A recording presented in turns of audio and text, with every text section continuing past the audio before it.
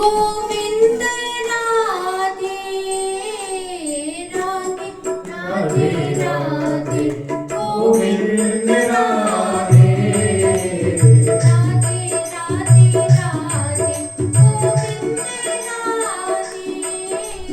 राधे राधे राधे गोविंद राधे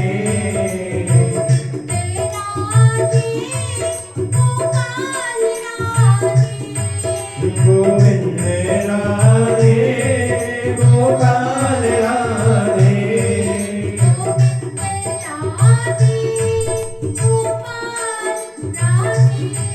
गोविंद राधे गोपाल राधे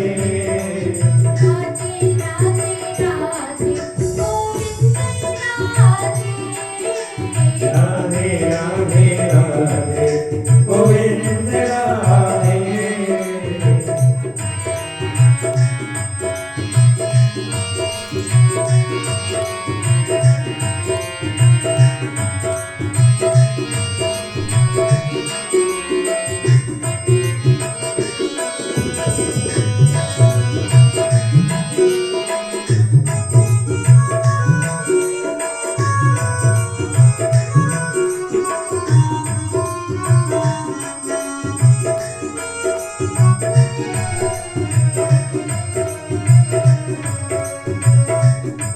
गोविंद राधे गोपाल राधे गोविंद राधे गोविंद राधे गोपाल राधे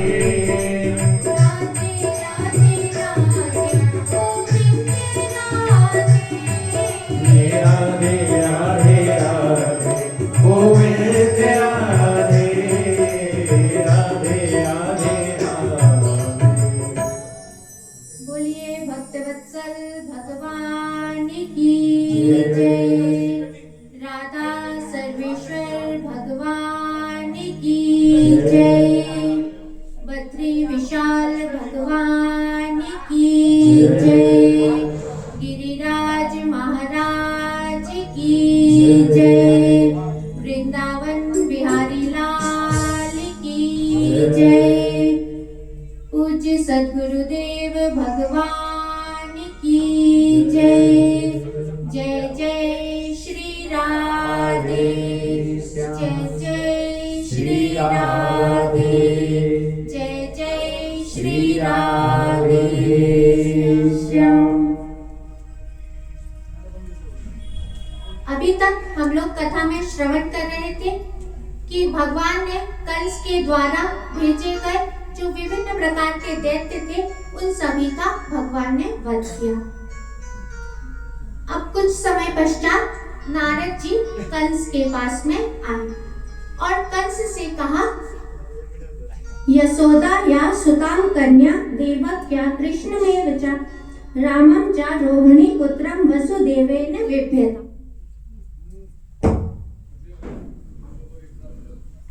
नारद जी ने कंस से कहा कि कंस, तुम्हारे हाथ से छूटकर जो कन्या आकाश में चली गई थी वह यशोदा की कन्या है और जो श्री कृष्ण है वह देवकी के पुत्र हैं और जो बलराम जी हैं वह रोहिणी जी के पुत्र हैं। वसुदेव जी ने तुमसे डर कर अपने दोनों पुत्रों को नंद जी के यहाँ पर भेज दिया था।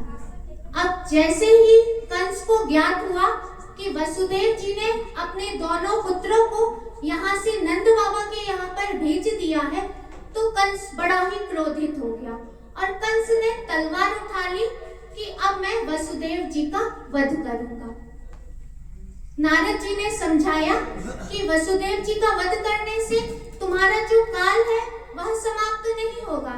अब तुम कोई ऐसी युक्ति अपनाओ कि जिससे तुम्हारा जो काल है वह मारा जाए और तुम्हारा जो जीवन है वह सुरक्षित हो जाए। और नारद जी ने इस प्रकार कंस को समझाया और नारद जी वहां से चले गए।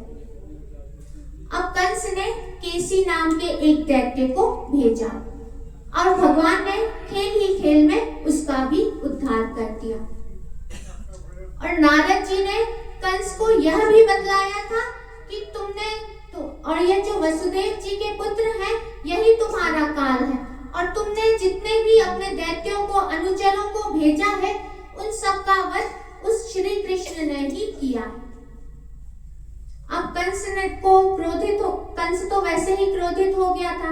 अब कंस ने सोचा कि क्या करे, तो कंस ने सबसे पहले देवकी और वसुदेव जी को कारागार में डाल दिया और अपने सभी मंत्रियों को, अपने जितने भी उनके मल्ल थे सभी को बुलाया और सभी से कहा कि अब कोई ऐसी युक्ति अपनाई जाए जिससे वसुदेव जी के जो दो पुत्र हैं कृष्ण और बलराम, उनको यहाँ पर बुलाकर मार डाला जाए, क्योंकि वह अभी बालक हैं, उन्हें मारने में ज्यादा कष्ट मतलब हमको ज्यादा उद्योग नहीं करना पड़ेगा।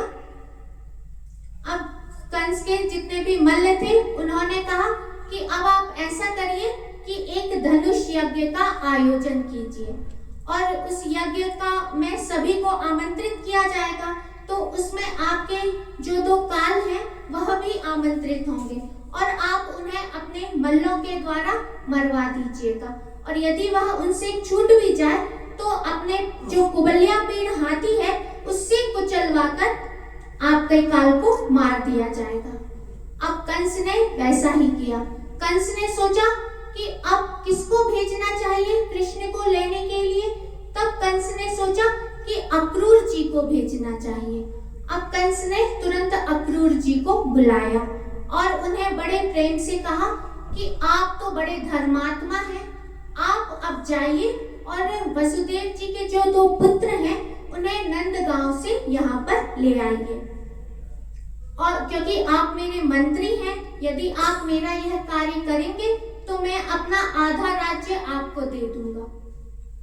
अक्रूर जी ने कुछ कहा नहीं और कंस ने यह भी कहा कि वह जो दो पुत्र वसुदेव जी के दो पुत्र हैं उनको मैं यहाँ पर बुलवाऊंगा और उन्हें कुबलिया पीड़ हाथी से कुचलवा दूंगा, और यदि उनसे वह बच गए तो मैं अपने यह जो मल्ल हैं चाणूर मुष्टिक आदि जितने भी ये मल्ल हैं उनसे उस बालक को मरवा दूंगा।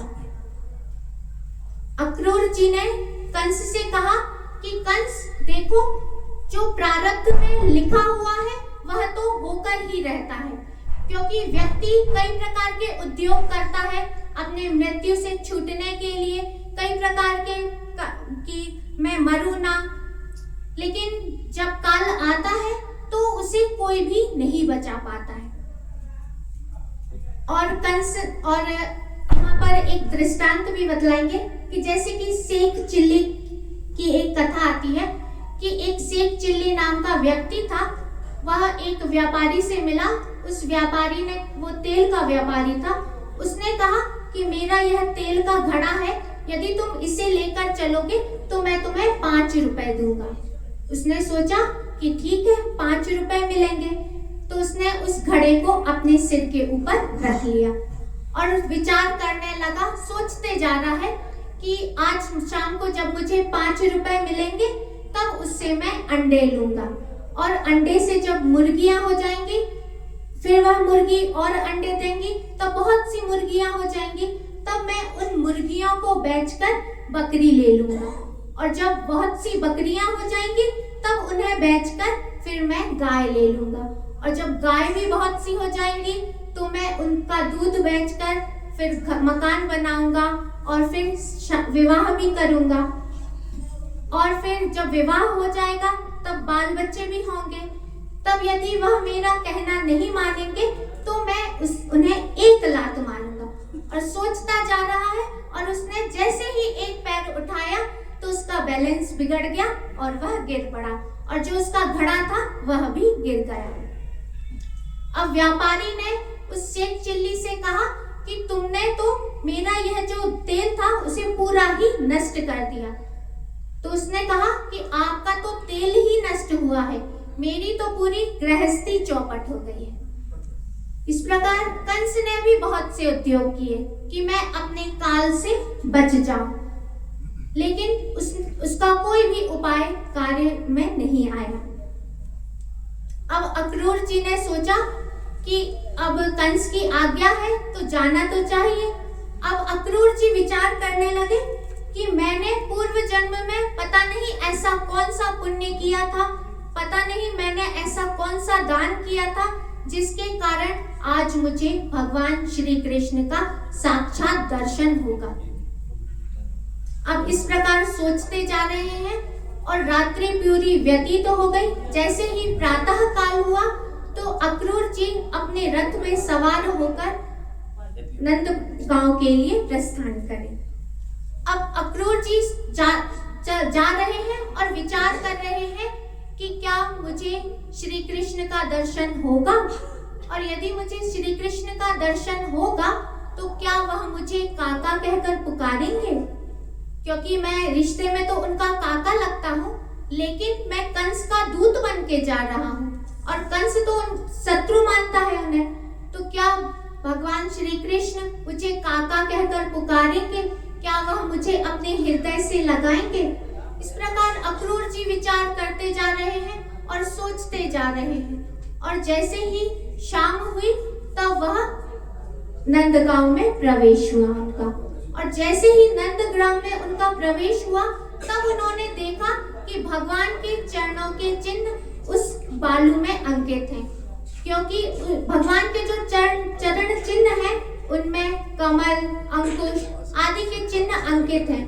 तो जो भगवान के चरण चिन्ह बने हुए थे उनमें वह चिन्ह भी अंकित थे। अब अक्रूर जी इतने प्रसन्न हो गए कि मुझे भगवान के साक्षात चरणों के दर्शन हो रहे हैं, और अक्रूर जी अपने रथ पे से कूद पड़े और उस बालू में ही लोटपोट होने लगे और कह रहे हैं कि यह भगवान की चरण रज का आज मुझे प्राप्ति हुई, यह मेरे लिए बड़े ही सौभाग्य की बात है। और विचार कर रहे थे और जैसे ही जाते हैं तब उन्होंने देखा कि गोष्ठ में दो बालक गाय का दूध दोह रहे हैं, जिसमें एक बालक है श्याम सुंदर श्री कृष्ण, जिन्होंने पीतांबर धारण किया हुआ है, और एक जो गौर वर्ण के हैं उन्होंने नीलांबर धारण किया हुआ है। दोनों बालक गौशाला में दूध दोह रहे थे, और जैसे ही अक्रूर जी ने दोनों बालकों को देखा अपने रथ से कूदकर भगवान के चरणों में साष्टांग लेट गए। अब भगवान ने अक्रूर जी के हाथों को पकड़ा और उन्हें हृदय से लगा लिया, और फिर अक्रूर जी का एक हाथ भगवान श्री कृष्ण ने पकड़ा और एक हाथ बलराम जी ने पकड़ा, और अक्रूर जी को अपने घर में लेकर गए। वहां पर अक्रूर जी का व्रत प्रक्षालन किया, उन्हें श्रेष्ठ आसन प्रदान किया, उन्हें भोजन सामग्री आदि बड़े ही प्रेम से पवाई, और फिर उनके पादों का संवाहन करने लगे, उन्हें उनके पैरों को दबाने लगे, और फिर धीरे से भगवान श्री कृष्ण ने अक्रूर जी से कहा कि काका, आप इस समय यहाँ पर क्यों आए हैं, आपके यहाँ आने का क्या प्रयोजन है, और मेरा जो नाम मात्र के मामा कंस हैं वह इस समय क्या कर रहे हैं। अक्रूर जी ने कहा कि, और भगवान ने अक्रूर जी से कहा कि वह जो मेरे मामा कंस हैं उन्होंने मेरे कारण मेरे माता पिता को ना जाने कितने प्रकार के कष्ट दिए हैं। मेरे कारण मेरे माता पिता के बहुत से पुत्र मारे गए हैं, लेकिन मैं उनके लिए कुछ भी नहीं कर सका। और भगवान कह रहे हैं कि उन्होंने नाना प्रकार के मेरे माता पिता को कष्ट दिया है, और मैं अपने माता पिता से दूर यहाँ पर रह रहा हूँ। अक्रूर जी ने कहा कि भगवान, मैं यहाँ पर कंस का दूत बन के आया हूँ, और कंस ने यह कहकर भेजा है कि आप जाकर दो जो बालक हैं श्री कृष्ण और बलराम, उनको यहाँ पर लेकर आइए। मैं उन्हें कुबलिया पीड़ हाथी से कुचलवा दूंगा, और यदि वह उससे बच जाते हैं तो ये मेरे जो यह मल्ल है चाणूर मुस्तिक आदि, उनसे मैं इसे मरवा दूंगा। अब मैं यह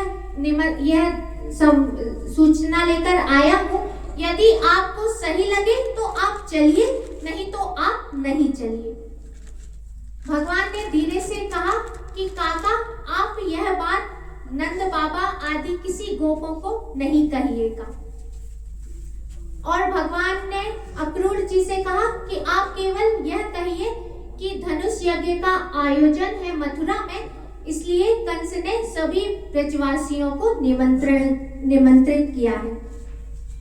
अब जैसे ही नंद बाबा को ज्ञात हुआ कि कंस के यहाँ एक बड़ा भारी यज्ञ हो रहा है, तब नंद बाबा ने सभी ब्रजवासियों को सूचना भेजी कि प्रातः काल हम सभी मथुरा की ओर प्रस्थान करेंगे।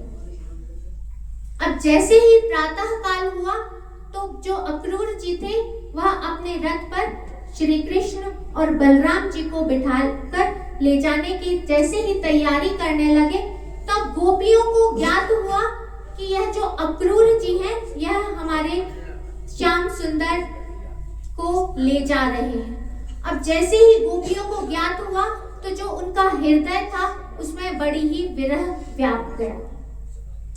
अब गोपियां सोचने लगी कि यदि हम अपने घर परिवार आदि का संकोच करने लगेंगे तो जो हमारे प्राण वल्लभ है, श्याम सुंदर है, वह हमसे दूर हो जाएंगे। तब सब गोपियों ने विचार किया कि अब हम स्वयं ही चलते हैं और भगवान श्री कृष्ण को जाने से रोकेंगे। अब जैसे ही सारी गोपियां भगवान श्री कृष्ण के रथ के सामने आकर खड़ी हो गई और यह सोच रही है कि भगवान श्री कृष्ण अब हमें कोई संतावना देंगे या कहेंगे कि गोपियां तुम लोग चिंता ना करो, मैं अब यहाँ से नहीं जाऊंगा। अब गोपियां प्रतीक्षा कर रही हैं कि भगवान कोई संदेश हमें दें, लेकिन भगवान ने कहा कि गोपियों, मैं जा रहा हूँ यज्ञ में, लेकिन आज शाम को आ जाऊंगा, नहीं तो परसों में अवश्य आ जाऊंगा।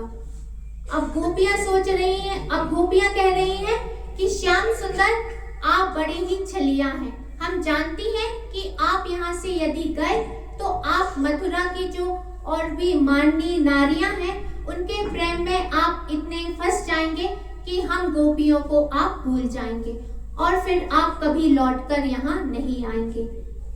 भागवत में तो वर्णन नहीं है, लेकिन गर्ग संहिता में आता है कि जितनी भी गोपियां थी वह सब रथ के आगे लेट गईं और कहने लगी कि अक्रूर जी, यदि आपको रथ ले जाना ही है तो हमारे शरीर के, हमारे शव के ऊपर से आप हमारे श्याम सुंदर, हमारे प्राण वल्लभ को यहाँ से ले जाइएगा। अब सब गोपियों के हृदय में विरह व्याप रहा है।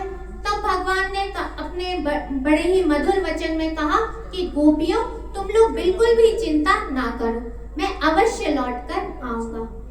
अब गोपियां ने रास्ता दे दिया और खड़ी रही जब तक भगवान के रथ का ध्वजा दिखाई देते रहा, और जब तक जो रथ की धूल उड़ती रही वह जहां तक दिखाई देती गई गोपियां देखती रही मूर्तिमान होकर। ना कोई हिल रहा था ना डुल रहा था, सारी गोपियां स्थिर खड़ी हुई थी। ऐसा प्रतीत हो रहा था कि ये बहुत सी मूर्तियां खड़ी हुई हैं।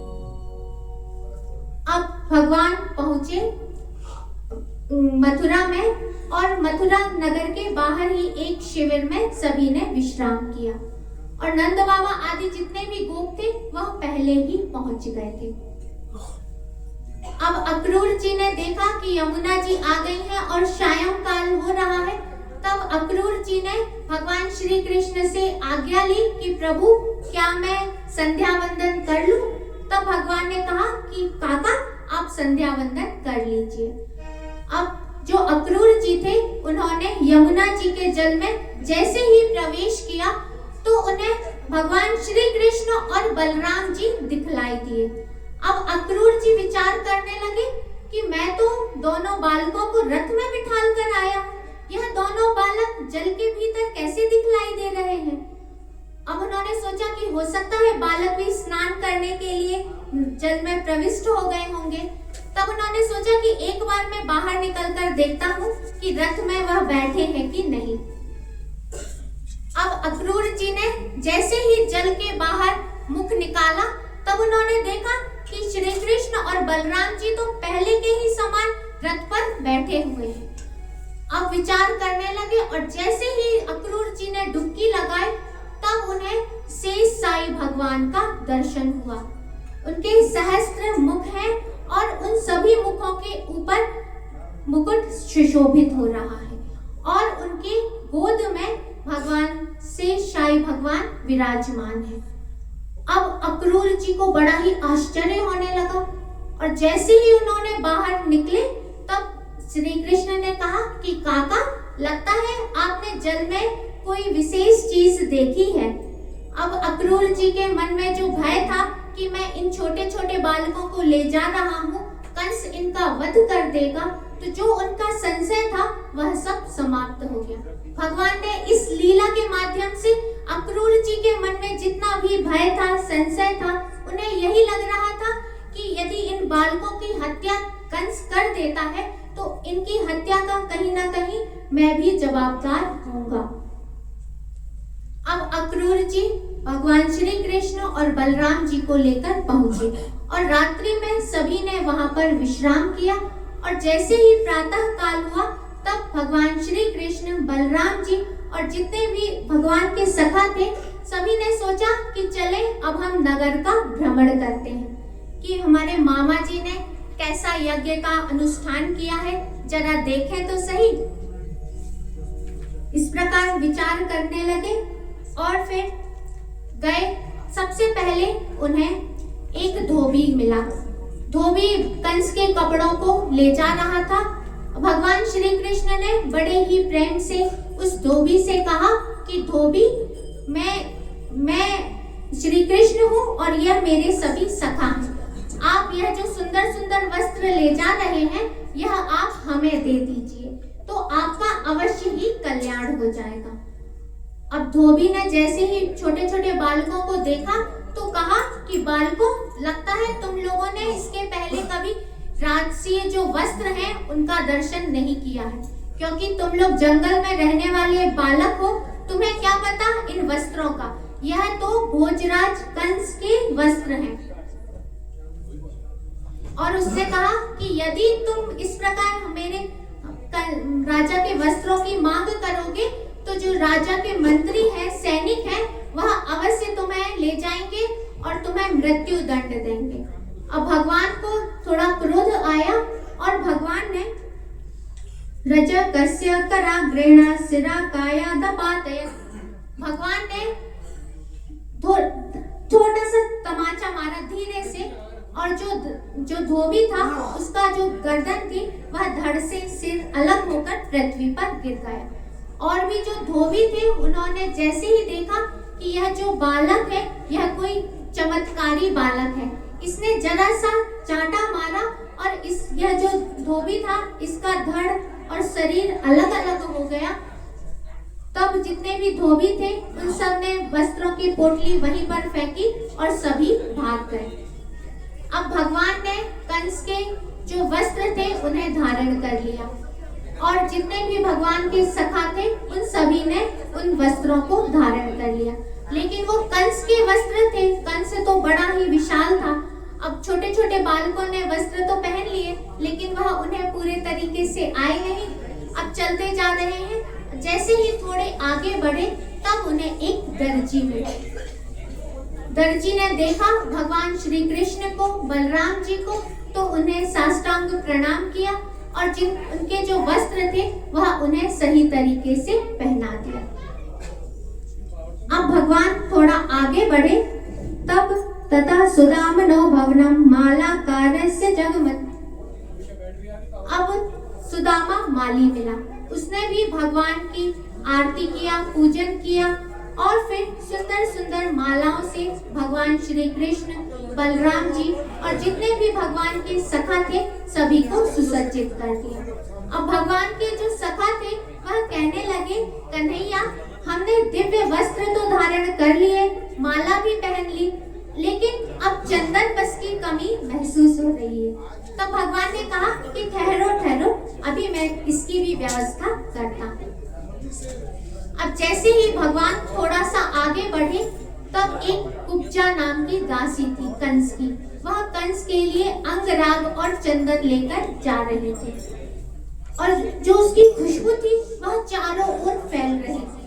अब भगवान ने उस कुब्जा को आवाज दी, ओ सुंदरी। अब कुब्जा ने सोचा कि मैं 3 जगह से टेढ़ी हूँ, मुझे आज तक किसी ने सुंदरी नहीं कहा, कौन मुझे सुंदरी कहकर पुकार रहा है। अब जैसे ही उसने पलटकर देखा तो भगवान को देखती ही रह गई और भगवान ने उसके पास में जाकर कहा कि सुंदरी, यदि तुम यह चंदन और अंगराग मुझे और मेरे सखाओं को लगा देती हो तो तुम्हारा शीघ्र ही कल्याण हो जाएगा। तब उस कुब्जा ने कहा कि मैं कुब्जा हूँ, मैं 3 जगह से टेढ़ी हूँ, लेकिन मेरे हाथ का घिसा हुआ चंदन कंस को अत्यंत प्रिय है, इसलिए मैं यह चंदन और अंगराग भोजराज कंस के लिए लेकर जा रही हूँ। लेकिन अभी मुझे आप लोग दिखलाई दे रहे हैं, इस चंदन के योग्य केवल आप ही हैं। अब मैं यह चंदन और अंगराग आप लोगों को ही समर्पित करती हूँ। और कुब्जा ने बड़े ही प्रेम से भगवान श्री कृष्ण, बलराम जी सभी को चंदन लगाया। भगवान के सखाओं ने कहा कि इस कुब्जा ने प्रभु आपको चंदन समर्पित किया है, अब आप इसका कल्याण कीजिए। तब भगवान ने कुब्जा के दोनों पैरों को अपने एक पैर से दबाया, एक हाथ से दोनों हाथों को पकड़ा और एक हाथ उसकी ठुड्डी में लगाया और जरा सा झटका दिया तो जो 3 जगह से टेढ़ी थी कुब्जा वह सुंदर, वह हुआ ब्रह्मदोत्तम, अब वह सुंदरी कन्या के रूप में परिणित हो गई। बोलिए भक्तवत्सल भगवान की जय, पूज्य सद्गुरुदेव भगवान की जय।